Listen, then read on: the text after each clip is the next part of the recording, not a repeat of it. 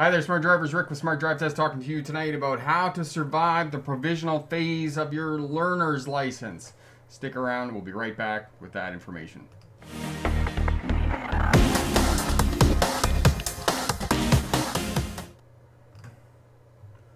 Alright, we don't need this goofy thing. Hi there, Smart Drivers. Yes, that's my new mask. I feel like Bane when I'm wearing that. And yeah, for those of you who don't watch Batman, Bane was one of his arch enemies and wore a mask that covered up his face. Very cool. So, the new video. Let's see. Mad Trucker's here, Katie's here, Corey Bricks from Wheels is here, and Fatima failed your driver's test because you were too nervous, yet I knew everything. What should I do? Keep practicing because we're going to do what we practice. So if you continue to practice for your driver's test, you continue to do the mistakes that you made, whether it's turns, right, left turns, parallel parking, slow speed maneuvers, those types of things. That's what's going to help you out in terms of being able to pass your driver's test. 79, how are you, my friend? Excellent. So people are here, people are showing up. It's summertime now, so more people are out. Going to the beach, going to those types of things. I got new bicycles for my kids yesterday, so they're out learning how to drive and those types of things. Of course, I have to teach them how to drive their bicycle, staying to the right of the road and stopping at intersections. You know, the basic stuff some people fail to do. So, a few people here. PowerPoint presentation. Let's get over to that. So, I'll get through that, and then we can come back and we'll answer any questions that people have about driver's tests, those types of things. Jaden, my friend, because tomorrow I'm going to have my last dinner and a short counting with my mom and do my goodbyes, pictures of my school police officer. There you go. Sounds like you're busy. That's awesome, Jaden. And how is the weather in Florida? Is it like 4,000 degrees and 800% humidity? Twins, hello, and Harmony is here as well. All right, so I'm going to scoot over to the presentation here. I'll get through that, and then we'll come back and we'll answer any questions you have about passing your driver's test in the days of COVID-19. I have new videos up this week. I'll talk about all of that, and as I said, I'll answer your questions when I get back. Okay, GDL, the penalties. GDL, graduated driver's license, or GLP, which is also the graduated licensing program. You, depending on where you are in the States, where you are in Canada, you are always going to be enrolled in a GDL program. So, for those of you who may be new to the channel, my name is Rick August. I was a truck driver during the 1990s. Drove bus for Greyhound in Australia while I was there going to university. I became a licensed driving instructor in 1997. Most of my instruction was with commercial vehicles. However, I did driver rehabilitation and worked with young people as well, teaching them how to drive, and did some driver training when I was doing the coaches. So, 2006, I graduated from the University of Melbourne with a doctorate in legal history. And for those of you who don't know what legal history is, it's the study of policing, courts, and prisons. And my expertise is in policing, oddly enough, as it relates to traffic. A couple of new videos up this week. We did some updates of the COVID-19 of the information that that we have relating to what they're doing in your state or county. The information that we have, some of it we don't have any information for a number of states. If you could fill in the holes of any of that information, we're going to update that again in a couple of weeks. And three-point turn. We also did a three-point turn video for doing it in a parking lot. So if you're doing it in a parking lot with pylons, we showed you how to do that. It's quite simple to do. Once you see it and do it a couple of times, you're going to be more than ready to go with your driving test. All right, so the learner's phase of your GLP program or your GDL program, you have your learner's license. And what I would suggest to you, if you are a new driver turning 16 and going, planning on getting your driver's license, get your learners as the day you turn 16. The sooner you get that clock ticking, because it's anywhere from 180 days to a full year that you have to be in the learner's phase. So get that as quickly as possible. There's restrictions in the learner's phase, passenger restrictions. You can only have your mentor in the vehicle, no blood alcohol, no cell phones, either handheld or hands-free, limited night driving and highway driving in some places in Canada, for example, in the province of Ontario, you can only drive on the QEW and 400 highways with a driving instructor. You can't go on there with your mentor and those types of things. So look at your specific state or province for the restrictions in your learner's phase. Once you finish the learner's phase, then you're going to have to take a driver's test to move into the provisional phase or the novice phase of the GDL program. It's the second phase where you are allowed to drive by yourself, but you are on a short tether. You have passenger restrictions, only one other person in the vehicle unless they are family members. Cell phone use is only hands. No, actually, I don't think you can have cell phones. Zero blood alcohol, no night driving, and harsher penalties for moving violations. And of course, this is beginning to spread. They're going to bring this in England as well, where they're going to put passenger restrictions on new drivers, and as well, they're going to restrict night driving for new drivers because they're finding that they're having a lot of crashes. So, like passing a driver's test, as I've said before, it's the same thing with defensive driving and keeping yourself safe while you're in the provisional phase, because there are severe consequences for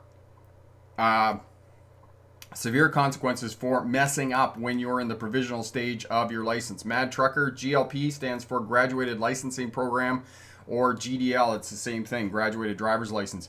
It's two-phase. Learner's phase, you have to have your learners for 180 days to a full year, depending on where you are, state or province, and then you pass the driver's test and you go into the provisional stage or the novice phase of your license, and then you're allowed to drive by yourself. But there are severe limitations on what you can do and what you can drive. You don't have a full license yet, and then you have to take a final test to get your full license and move out of the provisional stage. So speed management, space management, observation, and communication. I'm going to talk more about this in the question and answer period, and how this will keep you safe in defensive driving. And for smart drivers who have recently passed their driver's test, I'm going to talk about this and talk about how to get yourself going, because some of you have some trepidation and some fear around driving by yourself and driving solo. So I'm going to give you some techniques and tips that will help you out with that and get you going so you can drive on your own, right? And, so we're going to talk about that. I was going to launch into it, but I'm just going to resist, and I'm going to finish the presentation. Okay, speeding tickets. You have, when you're in the provisional phase of your license, for those of us who are on a full license, we generally have 16 points on our license. And each ticket that you incur carries a certain number of points with it. So for example, if you get a speeding ticket that's not, excessive speeding and dangerous, which is about 30 kilometers an hour or 25 miles an hour over the posted speed limit, you're going to incur 3 points on your license. If you pass a school bus, it's 6 points, for example. And the school bus example is the extreme, all right? So you're going to get half the license. So provisional driver's license only has 6 points on their license. So therefore, it is going to, if you get 1 or 2 tickets, you've lost your license, and now you have to start over, and you have to pay whatever fines you incurred, and as well, whatever suspension time you incurred as well to get your license back.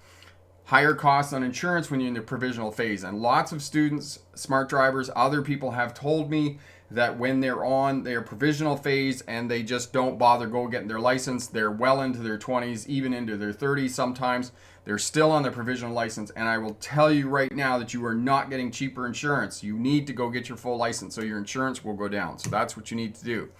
Okay, moving violations. Some of the moving violations: action contrary to a road sign, tinted windows, excessive noise. You're all great to get your license. You go out and buy yourself a big jacked up 350 Ford and you put loud pipes on it and you jack it up. Well, you could get a fine for excessive noise driving up and down the road when you're cruising the strip at night with your mates. 3 or 4, you get out there and you're doing that. You could be pulled over for excessive noise and, fined for that. In some states and provinces, you have to display the N on your vehicle. And if you're not displaying the N, again, that is another violation. And let me tell you, if you have a car and you're a provisional driver and you're only allowed 1 other passenger in the vehicle and you stuff 3 of your friends in the trunk and you drive them home, trust me, if you get pulled over by police, the first thing that's going to happen is that they're going to look in the trunk. So know that you're only allowed a certain number of passengers, and you're going to get a fine for that if you don't. Drinking and driving during the novice phase. All I can say is don't smoke pot or take drugs or drink while you're driving, okay? And again, Corey will go over to the Smart Drive Test website and put up the contract for life. Sign it with your parents, sign it with somebody that you trust, a friend, a neighbor, an uncle, anybody that will come and get you, and it's a reciprocal agreement. It means that you will do the same for them, that you will go and pick them up. So if you haven't done it, do it already. And in Canada, Canada is one of the few countries in the world that does this. They charge drinking and driving under the criminal code. And I can tell you that even though it's not under the criminal code in the United States of America, in European countries, in Australia, and other places, the penalties associated with drink driving are as severe. And if you get caught drink driving, you are going to really incur some really strict penalties. And I'll talk about that with the case study here. Okay, the case study. Young driver still on his provisional license, was drinking. Drank most of the night, went to sleep for a couple hours, woke up 2 hours later, got in the car, went to work, rolled the car, left the car, and walked to work because it was a very short distance from work. Returned to the vehicle because when he got to work, he realized that he only had one shoe on. So he went back to the car to get the shoe. And when he got back to the car, the police were in attendance because somebody obviously called in that there was a vehicle rolled over in the ditch. You can see the fine here. In British Columbia, we have extended police powers to issue license suspensions on the spot. There's no court case anymore because what was happening is that drink driving cases that were going to court were not being successful in prosecuting drivers. So what they did was they increased police powers in the province of British Columbia, and now they're issuing suspensions on the spot. So what happened with this driver? He was issued a 90-day suspension on the spot, and there's the ticket. The driver was fined, and I'll tell you what happened to him in the question and answer period. Okay, so consequences of drinking driving, costs of the defense, and I will tell you right now, the cost of defense, even if you are found not guilty for drinking and driving, the cost of your defense is going to be approximately $8,000 to $10,000. Okay, so impound costs. They're going to tow your vehicle. They're going to impound it, and if your vehicle is impounded for a week, 10 days, it's going to cost you $500 or $600 for your vehicle impounded. You have to take a rehabilitation course. In some cases, you're going to be sentenced to have an ignition interlock in your vehicle, which is essentially a machine that you blow in before your vehicle will start. There will be a cost for reinstating your license, increased insurance costs. You'll have loss of employment because you don't have a vehicle, you don't have a license, you can't get to work, transportation, and most of this burden is bore by your family and friends and other people that are nice enough to be able to help you out. Okay, so know that there are severe consequences when you're driving. So please don't do it. I get back going here. All right, so those are the penalties for drink driving, and it's severe, and I will talk more about this in question and answer period here. Main camera, transition. There we go. All right. So Corey's put up the MADS contract for life. If you don't have that, please sign that already. Okay, so Drive Smart BC, Tim is a retired constable, and if you want any information about traffic laws and legislation in the province of British Columbia, Drive Smart BC is an incredibly resourceful website. So he's saying 90-day, what is IRP? I'm not sure what that is, Tim. Blood alcohol content less than 100 milligrams, aka 10.1. Okay, so that's a 90-day suspension, automatic suspension with increased police powers. Now, what happened with this person, the case study, and I said this to my friend when she brought this ticket to me, I said it's unlikely that he will be convicted simply because the police cannot definitively prove that he was the driver of the vehicle. Yes, he did return to the car, but they never actually had him in the vehicle, driving the vehicle. And essentially, the lawyer that he hired, was his defense. That's how he got him off the fine. So, but no, here's the other thing about drinking and driving, and some of you may or may not know this, if you go to a party and you've had too much to drink, and you know you've had too much to drink, and you decide that you're not going to drive, do not go out to the vehicle and sit behind the wheel of the vehicle and fall asleep. Go somewhere else in the vehicle, in the back seat or in the passenger seat or whatnot. Do not fall asleep in the driver's side or in the driver's seat, because you will be considered at the controls of the vehicle, and you can potentially be prosecuted for that. Okay, so immediate roadside prohibition. So there we go. It's a 90-day immediate roadside prohibition, which means they're going to suspend your license immediately for a blood alcohol of 0.1. That's pretty crazy. That's like one drink after about 2 hours of one drink. So it's pretty crazy how low it is now, and how intolerant the legal system and the driving culture is becoming of drinking and driving. Okay, so know that. All right, Mad Trucker, drug driving in UK is the same as drink driving. Yeah, and they're going to bring those laws in here as well, Mad Trucker. There's still some difficulty, and Tim might be able to comment on this, about testing for drugs on the side of the road. How do they do that? You know, whether somebody has been smoking marijuana or taking other types of medication and those types of things. And here is something else that I want to tell you. Medication. Prescribed medication and over-the-counter medication is more abused by drivers than any amount of alcohol or any amount of illegal drugs. And from personal experience here with my back and the medications that they put me on, I had no... okay, thanks, Tim. Yeah, okay, I was thinking of 0.01 instead of 0.1. No, yeah, you're right. 0.1 is very high. Absolutely. Thanks for that correction there. Okay, so just going back to prescription medications and over-the-counter drugs, in terms of what I was dealing with my back and the medications that I was on, I had no business being behind the wheel of a vehicle. And, even with the amount of experience that I had, I was still like in kind of la la land on these meds that I was on, especially at the beginning for the first 3 or 4 days when my body wasn't used to it. So if you're on prescription medications and you're taking over-the-counter medication, make sure that you have a frank discussion with both the pharmacist and with your physician. All right. And the other thing about your physician is sometimes you might want to get a second opinion, because the medications that I was on a very high dose by my GP, who I do not like at all. And I needed a refill on the prescription meds. So I went to a walk-in clinic and I talked to the GP to get him to refill it. And he said to me, "Are you taking this much?" And I said, "Yeah, I am." And he said, "Well, that's a very high dose." He said, "You might want to just experiment with this and maybe take a little bit less," because he said, "I don't think you quite need that much."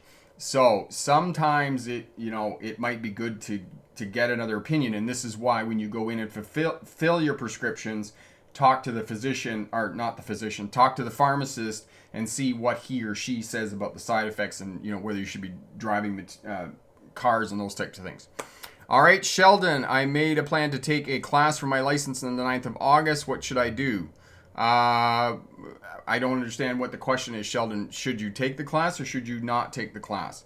D. Yorker, how are you, my friend? How is your solo driving going? Awesome. Jaden, I'm getting a new car. I might be able to visit my friends and family in Charlotte County because I'm going to message them once I move. Awesome. That's great. Tommy is here from Oshawa. Tommy, have you heard anything about opening up in Ontario?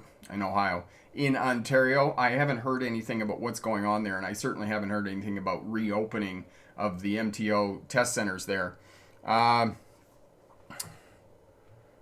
All right, who else we got here? Hall Phase, how are you, my friend? I think drink driving was under the criminal code in the U.S. No, I don't think that it is, Hall Phase. I'm pretty sure that it's under the Highway Traffic Act in the States. Canada is one of the few countries in the world. I think there might only be one or two others. Mad Trucker, if you drink drive in the UK, you can face a prison sentence and a loss of license. And Trucker, it's the same thing here in Canada. You can face jail time if you're convicted of drink driving, especially if you have a crash where there are fatalities involved. I had a person that I worked with about 5 or 6 years ago, and she was drink driving and was in a crash and killed one of the people, and she spent 2 years in prison. So yeah, it's not just in the UK, it's here as well in other places in the world. Anwar, thank you as always for info. Where do I get my driving abstract in Toronto? You have to, Anwar, my understanding, at least from years ago when I used to get my driving abstract, you had to go to the MTO. get them to print it out, and there was a cost associated. I think it was $15 or something. It might be 20 now. So that's how you get your driver's abstract. Jaden Buttrick, the place are going to be moving is dangerous, so I'm going to install an anti-theft system in my new SUV. Yes, that's probably a good thing to do. Charlie, in Virginia, the DMV released a guide on what will be tested in the driver's test. Will it follow it verbatim or will it deviate? Again, Charlie, and that's an excellent point because it raises something that I need to remind you of and other smart drivers and people who are coming up on a driver's license test. The driver's license test is not set according to the state. Yes, there are some guidelines about what can be done and what cannot be done, but what you do on a driver's test is up to the discretion of the examiner. It's not set according to the test center, and it's not set according to the state or the county in which you live. If there's a set number of slow speed maneuvers, parking along a curb, reverse stall parking, 3-point turns, U-turns, reverse 2-point reverse turns. The driving examiner, if he or she decides that he wants you to do any one of those slow speed maneuvers, you can be required to do them. And it's the same thing with what is going on in Ohio right now with the Ohio maneuverability test. A lot of the students who are coming on the channel and they're saying, oh, I just got to do my maneuverability test. No, you don't. Parallel park, 3-point turn, back into a parking space, because if the driving examiner decides that he or she is in a bad mood, they can get you to do any one of those maneuvers. It's up to the discretion of the examiner, not the test center, not the state. Don't listen to your friends. They're full of it. And you're just getting misinformation, okay? Yes, maybe that's what they did for their test with their driving instructor, but you're going to get a different driving instructor and you could be required to do something different from your test. So be ready. And if you think that, yay, it's easy because it was only 4 or 5 minutes, I can tell within 30 minutes or 1 minute whether you know how to drive or not. So practice, practice, practice. Tim, worse still is the voiding of your insurance policy. You end up having to pay the whole bill out of your own pocket when you crash while impaired. Yes, and that's, Tim, I cannot stress that, the point there is. And, it's like I said before when I was talking about it, even if you are acquitted, you're not acquitted, you're found not guilty of a drink driving charge, it still costs you $8,000 to $10,000 for your defense. And as Tim just said, your insurance is void. Okay, if you get in a crash and you kill people or you have extensive property damage, you have to pay for all of that, and then you potentially could be sued on top of that. So, looking at it from the other side, after this has all happened, you think to yourself, okay, a $50 or $100 taxi cab ride is going to be pretty cheap. So again, I advocate to you, contract for life. Sign it. You've had the hard conversation with you or your friends or your family or those other people. And it's the same thing as me being a parent, right? I got kids sleeping over here, wakes me up at midnight after I just fell asleep. Yeah, I'm kind of grumpy, but I just got in the car and drove them home, right? It's the same thing as if you have kids that are teenagers or friends that are like to go out and party and they give you a ring up and they say, hey, can you come and get us, right? It's way more responsible than if something happens like the Carlsberg crash that happened a few weeks ago where 7 kids piled into an SUV. It was a provisional driver, and somebody who was in the line of kids who were climbing into the car, somebody should have said, hey, wait a minute, can we have this many people in the vehicle? Wait a minute, are you a fully licensed driver that you can do this? And because unfortunately the kid that was killed wasn't even driving. So it's not even that. I mean, imagine the guilt that poor driver is going to carry around with him or her for the rest of their life because he didn't have good enough friends with him at the party to say, hey, no, stop, put the brakes on, this is not going to happen, okay? And I'll tell you a really awful story about this. In 2006, when I came back from Australia, in August of that year, my niece was killed in a car crash. She was riding an ATV out on the country roads in southwestern Ontario, and she was driving with her boyfriend on the back, come up out of the ditch, and ran into a limousine that was taking partiers home from a buck and doe. A buck and doe is a pre-wedding thing in Ontario. It's kind of a cultural thing. She laid in the hospital for a week. She was in critical condition and she died. My niece died. Well, unfortunately, her boyfriend survived the crash, and my mom informed me that about a year ago that he just went into the barn and committed suicide because he couldn't live with himself anymore. He completely took on that guilt. So it's the same thing as the Carlsberg crash. Imagine the guilt that driver feels for the rest of his life because one of his mates in the back of the car got killed. So it's not the money, it's not the insurance, it's not all the other crap. It's you got to live with yourself for the rest of your life. And I know that the person that I know who was drink driving and killed this woman, I know she'll never be the same for the rest of her life. She carries this around with her. Okay. All right. So I've had enough of that. Tim, for information on the detection of drug impaired driving, Google drug recognition expert. Okay. Yeah, we'll definitely, I'll have a look at that, Tim, because I'd be interested to kind of get some information about that, about what they're doing and how that's working out. D. Yorker, thank you for your condolences. Yeah, it was a pretty tough time in my life. There was a lot going on, and then my niece got killed. It was pretty tough. So yeah, it was a tough story, and it was really tough for the kid. I mean, it wasn't his fault. I mean, they were just teenagers out messing around on any TV in the farm, and it sometimes happens. And, it was a terrible story about him that he couldn't deal with it. Okay. 79, thanks for all the advice. I wouldn't have been able to pass without your videos. That is awesome. We're so glad that you could pass and so glad that we could help you out. Thomas, if someone were to run a red when you did a left turn, who is at fault? Again, Thomas, of course it's going to be the person that runs the red light. But here's the point that I want to make about traffic crashes. It doesn't matter whose fault it is. It doesn't matter. Okay? And if you can avoid being involved in a crash, that's your goal as a smart driver. Because if you're involved in a crash, and even though you're not at fault, that, in the unlikely circumstance that the insurance companies and the police and other authorities deem that you're 100% not at fault, you're still in a traffic crash. You could sustain injuries, soft tissue damage, and these could take months, years, that you would never ever be right again. Your car is totaled. You're without a vehicle for months because they have to get it repaired or they have to make a decision to replace it.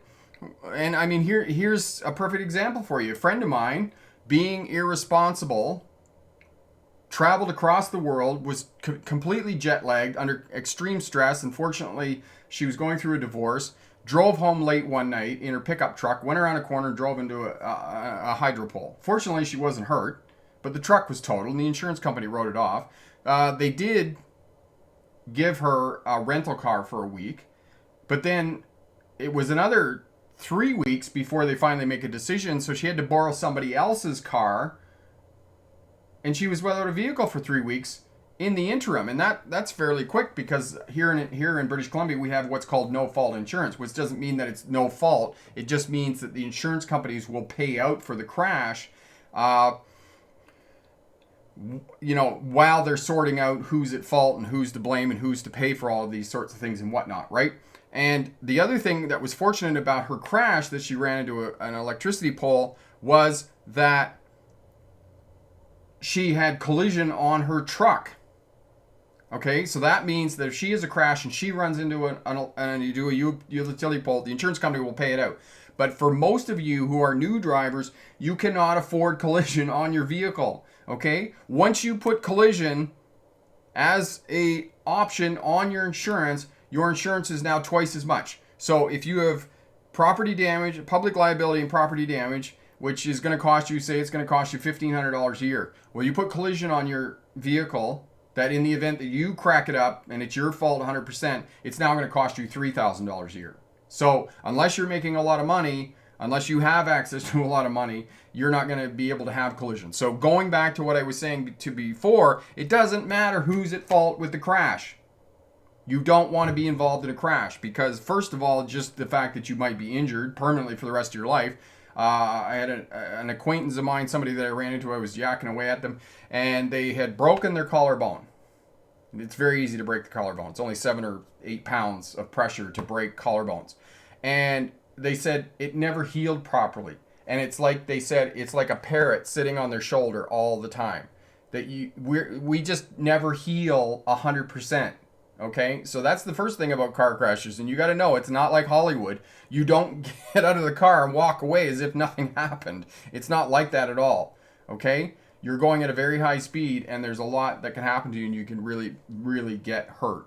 Okay, all right. Tim, in BC, you will run into trouble if you are a graduated licensed driver with any measurable blood alcohol level. Otherwise, the immediate roadside prohibition starts at 50 milligrams, 0.05. Yeah, just don't do it. If you're on a provisional license, don't drink and drive.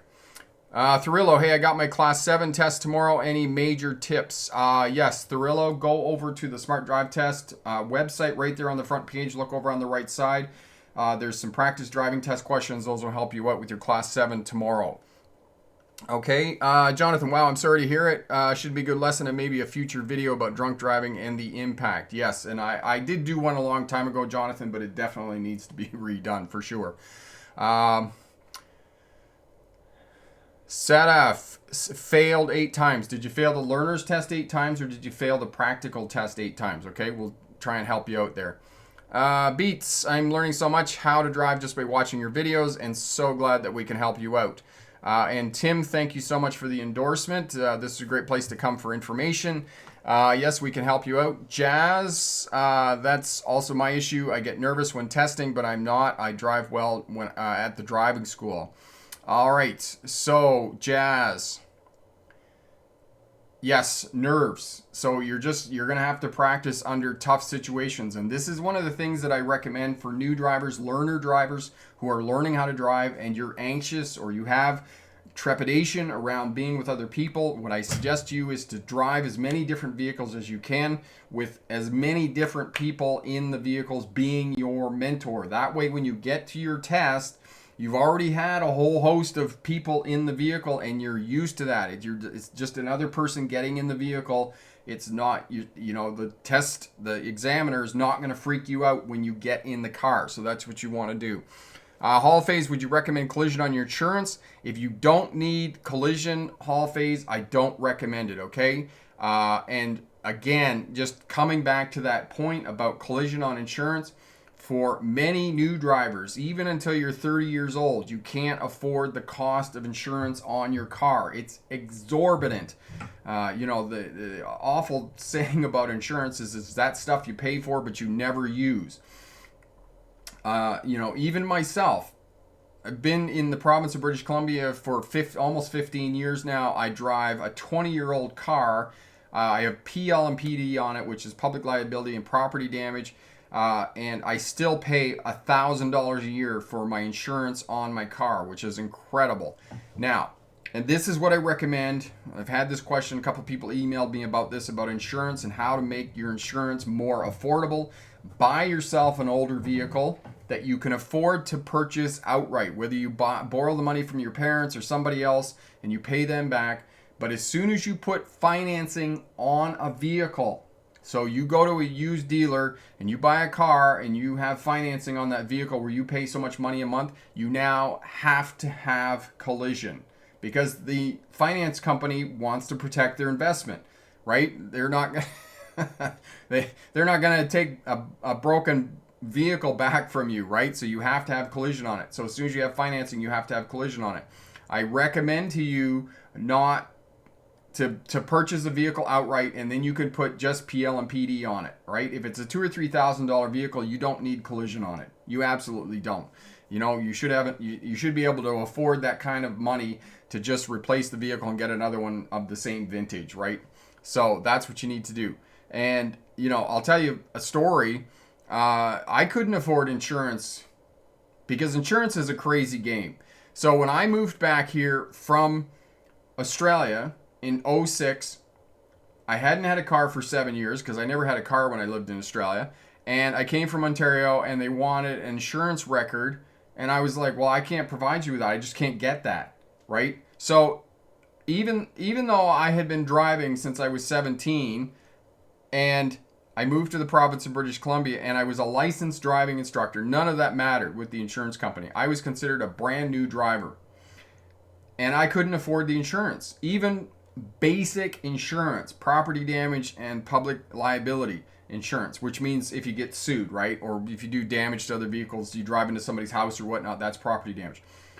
I had to put the vehicle in somebody else's name so I could afford the insurance. And and that's how it is. And like I said, I still consider my insurance to be exorbitant. So no, don't put collision on your vehicle unless you have financing or whether you have a newer vehicle and those types of things. All right. Tarillo, thank you so much. I appreciate it. You're most welcome. DC, news about Ontario. Still haven't heard any news, DC, about Ontario. Trucker, in one of my driving lessons, I had a near miss of a crash where a CDL vehicle had a loose load of bags and half the driver's load came out at around 80 kilometers an hour. I'm okay now. Yeah, I'm sure that would, really, yeah. And this is the other thing, especially trucker, when you get flat decks, even if they're empty, keep your distance from those vehicles because, 1 out of 5 flat decks going up and down the road has something loose on the back. There's a bar, there's a strap, there's something that they did not check. They didn't do another walk around before they drove away, and they're tightening the winch straps or something, and they got the bar there, and they just throw it up on the deck, and they drive away, and they forget about it. So this is not just a trucker, this is to all drivers. If it's a flat deck trailer and it's not enclosed, give it a wide berth, and if you're going to go past it, get past it, and don't waste any time, because you want to keep yourself safe. All right, Jonathan, don't forget your face mask as they will screen you for COVID-19. Don't get nervous on the road test. And yes, they may take your temperature, so know that. Anybody who is going for a driver's test, you need your face mask. In some cases, you might need to bring gloves. If you have any flu-like symptoms whatsoever, do not go. Simply call them, simply cancel it, and have it another time. Because if you have any flu-like symptoms, you cough or whatnot, and they take your temperature and you are running a temperature, they will deny you. They will send you home. They will send you out of there fast. I'm trying to think of a funny analogy for fast, okay? Tropolis just passed my road test in Alberta a couple of days ago. Thank you for your help. You are most welcome, and congratulations on passing your test. That is simply awesome.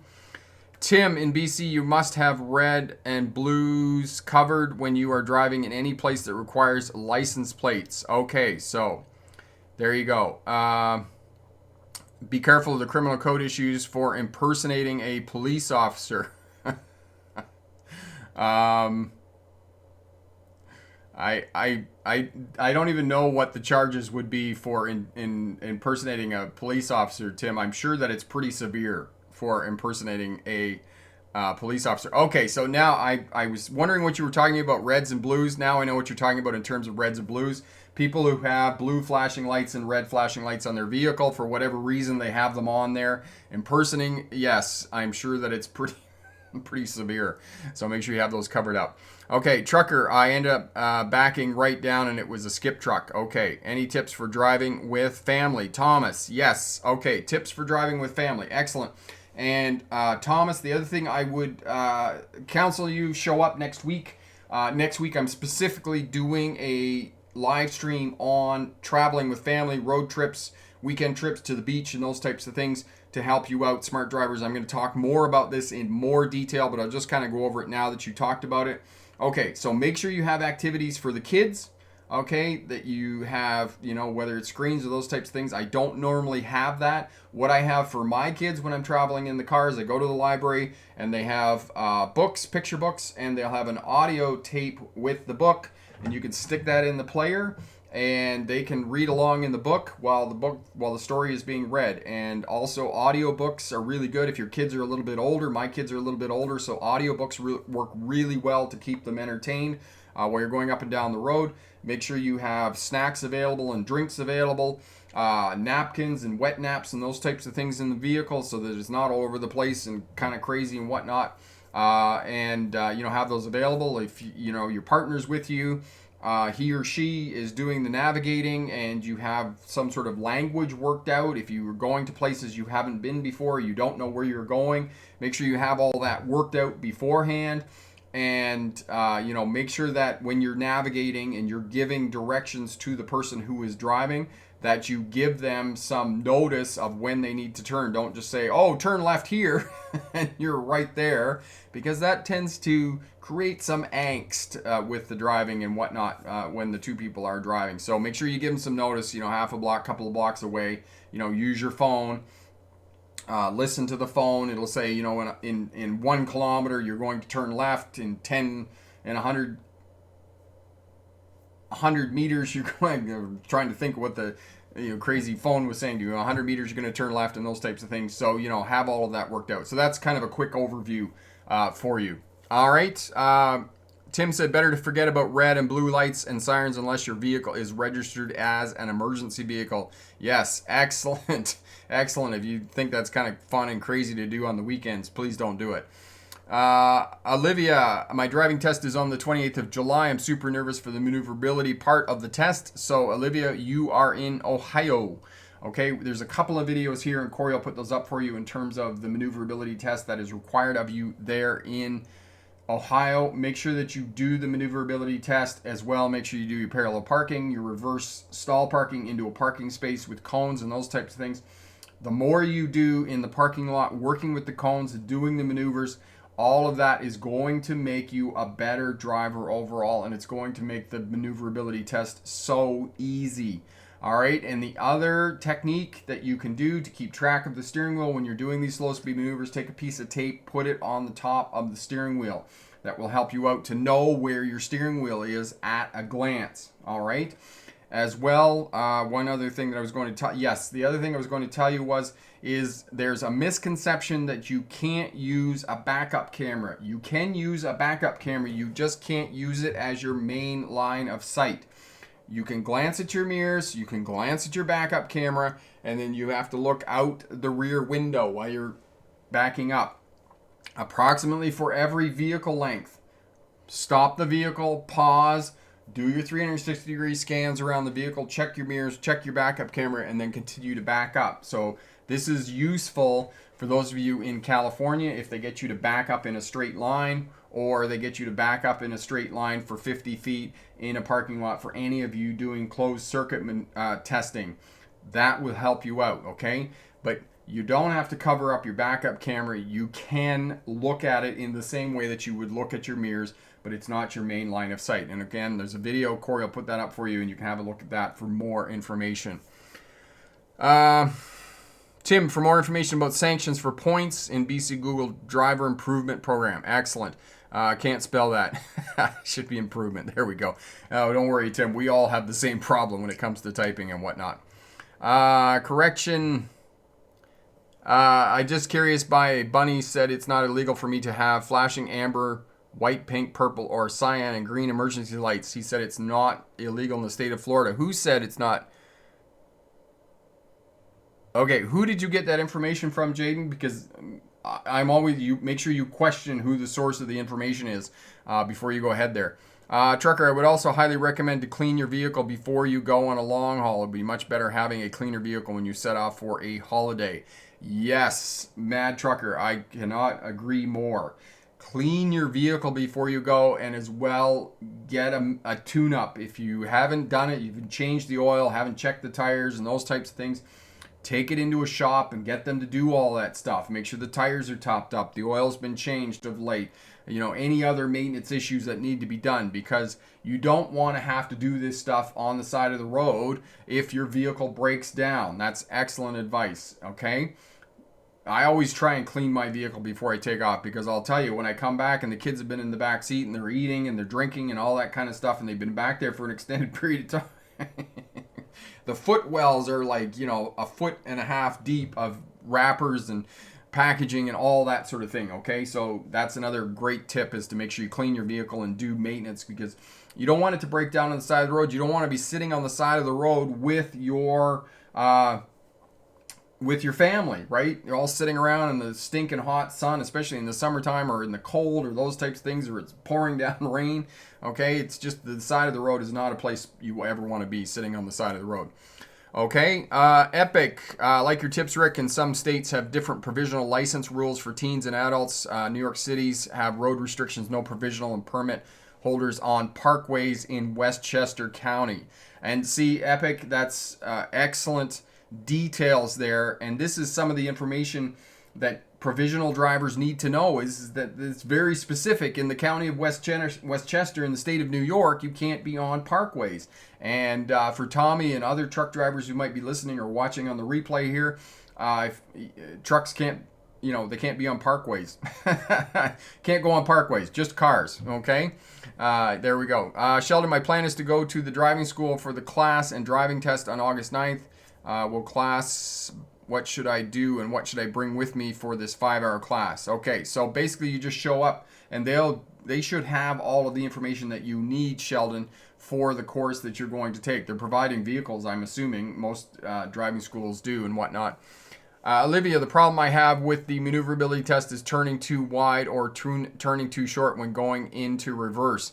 Then I always doubt myself when practicing. Okay, so Olivia, definitely have a look at the video that he did on the maneuverability test, as well as the other one with the slow speed maneuvers for COVID-19, and I go over that again at the end. But it's simply just practicing, okay? And get used to looking in your mirrors, because your mirrors will really help you out. And the last thing I'll ask you, Olivia, is do you have a backup camera on your car? I'll give you a couple pointers about that as well. Tim, these IRPs can be reviewed administratively and following that by the courts. Okay, so yes, so there is, what's the word I'm looking for? There is a process, there is a legal process that you can go through if you are pulled over by police in the province of British Columbia and issued a prohibition on your license. Your license is suspended for a period of time. There is a process you can go through. Again, I come back to this again about, your goal is to not be involved in a car crash because you risk being injured. It's the same thing if you have a drink and you go out and you're unfortunate to be pulled over in a road check or whatnot and you lose your license. Even if you go through the process and you're found not guilty, you still lost your license for a period of time. If you're without a vehicle for a couple of weeks, and maybe friends and family will drive you to work in the period while you're going through the process of appealing the decision by the police or going to courts for another decision and whatnot to try and get acquitted or being found not guilty, but still you don't have a vehicle. It's a pain in the butt to get to work. You're inconveniencing other people. So is it worth it for a $20 or $30 cab ride to get yourself home and then go back and get your vehicle the next day, or sign the contract for life and get somebody to come and get you, and it's a bit of an inconvenience because you're kind of chagrined that you went out and got yourself shit-faced and you couldn't drive home? Well, at least you were smart enough that you made the decision before you went out and made a responsible decision to get yourself home. And the other thing that I say to you, if you decide that you're going to go out and get drunk, because very few of us go out and we're just like, all of a sudden it's like, hey, one tastes like another. If one tastes like another and you're drinking 3 or 4 and all of a sudden you're feeling really good, maybe the person that you signed the contract for life with said, hey, listen, I've had too many here and, I'm probably going to call you in a few hours to come and get me. And then at least the person has a heads up, right? It's kind of like, when you're looking for jobs and you're asking somebody to be a reference for you. You don't just, spring it on them. You call them up and you say, hey, I went for a job interview. They might call you for a reference, okay? So know that, okay? It's the same thing with drinking and driving. Call the person that's going to come and get you. Set your ride up before you start drinking, before you get too tanked to get yourself home. All right? Hall phase, I missed your question. Okay, where is your question? There it is. No, hall phase. I can't see your question. Do you plan to make more motorbike videos? Oh, do I plan to make more motorbike videos? I'm not really planning on making any motorcycle videos, Hall phase, because they haven't been very popular. What I'm planning on doing is come September, which is only like 6 weeks away, I plan on getting back on the truck stuff to help people out, and that's what I plan on doing. Bet these are backlog. Yes, they are backlog. Wisconsin, yes, both Wisconsin and North Carolina are the only states that are moving learner drivers to the provisional phase. And you know, quite frankly, with the rise of cases in the United States, kind of spiraling out of control as it is, I'm surprised that they're not doing this with more states, that they're not simply moving drivers to the learner's phase. Because personally, I don't think a 5-minute road test in a parking lot is sufficient competency testing to see whether people are safe to drive or whatnot. Okay? Olivia, no, I don't have a backup camera. Okay, so then Olivia, you're going to use your mirrors. Okay, so get used to using your mirrors, because your mirrors will give you an indication of where you are in relation to the pylons. And the other thing, Olivia, if you can't tell in the mirror or whatever's happening, you know, for the first 2 or 3 times that you try it and you're not really sure where your vehicle is in relation to the cones when you're in the chute, stop the vehicle, put the brake on, put it into neutral or into park, or if you probably have an automatic, and get out of the vehicle and see where your vehicle is in relation to the pylons. And that way it'll have a better sense of being able to manipulate your vehicle and to figure out where it is in space and place. Okay? Tim, both reviews cost money. As you say, the best thing to do is not get caught in the start with it. Yes, and exactly. There's what Tim says. The process of going through the courts and going through the administrative process, because I think, Tim, my understanding with this is that there's a review panel. So you got to go through the review panel, and if you don't get the answer that you want from the review panel, then it goes into the legal system. And that's my understanding of it. And as you said, there's costs associated with that. There's more money being put out, right? And then, you know, people who have been caught for drinking and driving will gripe and bitch about how much it's costing them. It's like, this isn't a secret that this costs a lot of money, that a defense against driving prohibitions because you were pulled over by police or a roadside check, this isn't a secret. It costs a lot of money. It's expensive. And, you know, God help you if you have an interlock in your vehicle, because just whatever random times you have to blow into the interlock to keep your vehicle running. My brother is a mechanic, and he has some of these vehicles that come in that have these interlocks on them. They have to call in. There's a procedure of the authority that issues this, the Ministry of Transportation, the division within the MTO, and he has to get codes to be able to drive these vehicles with the interlocks. And he's a real pain in the butt to work on these vehicles, and it's time consuming. All right, that's the other thing. It's time consuming and it's stressful. It's not just the money. Okay. Jonathan, if you were planning to do trucks, can you also do school buses and tractor trailers? Yes, I'm going to do... No, I'm not just doing trucks. When I say trucks, Jonathan, I meant tractor trailers. I'm going to get back on that and get the channel going, because, I haven't been committed, and I'm getting committed on the channel here. So we're going forward. We're working hard. Okay. And the other thing that I've been doing, and I've been getting a lot of traction with, actually, has been mobile stories on YouTube. These are getting a lot of views, so I'm working hard to get one up every other day. They're just short little 15-second clips, and I've been working to get those up and help you out. And it's just like a really quick 15-second, one topic, one little safety, smart driver tip that'll help you out and keep you safe on the roads. Okay. DC, drinking and driving is definitely not acceptable, but I don't get why some people think using their phones while driving is okay. It's the same thing, DC. It's only a matter of time before the fines for using your phone while you're driving is going to just be incredibly, shunned within society. But the problem is that so many people do it. It's really unfortunate.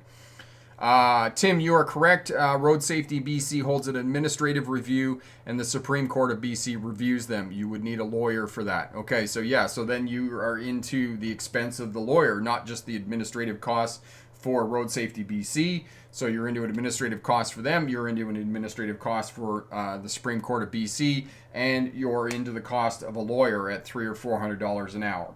Okay? And specific lawyers, because there are lawyers that this is all that they deal with is drink driving charges. So, it's a lot. It's a lot.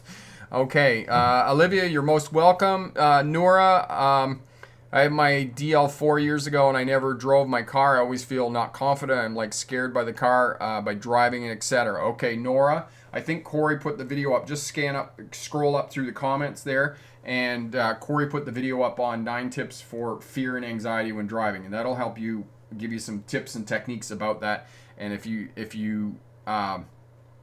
have any questions or whatnot, send me an email, rick@smartdrivetest.com, and we'll definitely help you out with that, and we'll come back and do that. Okay, Jaden, I missed your answer. Okay, where'd you go? Lots going on here tonight. It's really busy. I'm glad. Thank you so much for everybody. I usually use my phone. Sometimes I just found it in the glove compartment. Okay. Yeah, and and that's a good point about what Jaden was saying about his phone. He keeps it in the glove box. Get a phone holder. That's what I was trying to say. Get a phone holder. And yeah, Jaden, I think the other thing, your police officer buddy. Okay, so the other thing that I would do, Jaden, and this is one of the things, if you got something legal like that, where you could potentially, what Tim is saying, that you could potentially be charged with impersonating a police officer, I wouldn't just take one source of information for that. And for those of you who want to know anything more in detail, the Highway Traffic Act, okay? You need to go to the Highway Traffic Act for your state or province. And it's on Google. Most of this legislation is all online. You can just Google it. You go to the legislation, and then you can search within the document for the specific section or subsection that you're looking for. And specifically with what Jaden is talking about and what Tim was talking about earlier about blue flashing lights or red flashing lights on personal vehicles, that could be interpreted as impersonating a police officer. If you are unsure if you are allowed to have those lights on your vehicle, go to the Highway Traffic Act and look it up in the Highway Traffic Act. And if you're still unsure of what the Highway Traffic Act is saying to you, because you need to understand that this is written in legalese, okay, which means that it's in legal jargon, then you're going to need to go to a lawyer or a paralegal or somebody else who can interpret that legislation for you, okay? Because the other thing that you need to know with legislation is that the legislation may not give you the answer that you want, because there's 2 types of law, right? There's black letter law, which is the legislation, and then there's case law, which is the interpretation of the legislation by the courts. And if there has been a court case that has made a decision on a certain section of the legislation that, has a particular interpretation of that, then they will write that in law journals. And then, you get into going to the law library and looking it up and seeing what the ruling was and what the decision was. And of course, that's what lawyers do for the most part. But I only understand it because my graduate degrees in legal history, but that's how you get your real answer in those types of things, okay? So Corey put the video up there for you again, 9 tips to reduce fear and anxiety. If you don't get your answer there, come back. As I said, send me an email, rick@smartdrivetest.com, and we'll be more than happy to help you out and get you going and get you driving, okay? Carrie, hi Rick, I have currently finished the provisional requirements in my state to obtain a permit. Would you recommend focusing on anything specific in order to prepare for the road test? Yes, Carrie. Essentially, Corey will put the video up for you, or not the video, the playlist, final days before your road test. And just, everything that you had to do for your previous license is the same for the driver's test. Managing space, speed control, scanning patterns, observation, and communication. Those are the 4 main components. If you have any questions about any of that, again, send me an email, leave me a comment down in the comments. For all those watching now, hit the thumbs up button, give it a smash. That gets us more exposure and allows us to help more smart drivers here on the channel. And for those of you watching on the replay as well, hit the thumbs up button, okay? And Tim is saying that here in British Columbia, it's the legislation is BC Division 4 of the Motor Vehicle Act regulations. Okay, the Motor Vehicle Act regulations is what you're looking for in terms of information about any of the rules and regulations in terms of driving. Mort's, based on my experience, driving often on highways makes me less anxious and more confident in my driving. And yes, because there tends to be less traffic, you're more space around you, other road users and those types of things. So that's really good that that is helping build your confidence. Yeah, there's a lot more going on in the city for sure, which can really drive you crazy. There's so much more to pay attention to, and so many more road users and those types of things, and they're closer together because speeds are lower and whatnot. So there's definitely a lot more going on in the city. So we're going to leave it there for tonight. Thank you everybody for showing up and all the great questions. Very busy live stream tonight. Lots of great questions. Jaden says that I've been trying to tell my sister I know how to drive, but she's still saying I need to learn how to drive. Basically, she doesn't know I can drive safely. Is your sister a backseat driver? I get that sense. All right, so we'll leave it there for tonight. Leave a comment down in the comment section if you have any questions or want to pass your driver's test or want to know what's going on in your state with COVID-19. There's been a lot of changes to driver's tests and those types of things. So definitely look at the playlist, and Corey will put that up for you just before we leave here. COVID-19, the playlist, and it'll help you out with getting your license. Thanks very much for watching, and remember, pick the best answer, not necessarily the right answer. Have a great night. Bye now.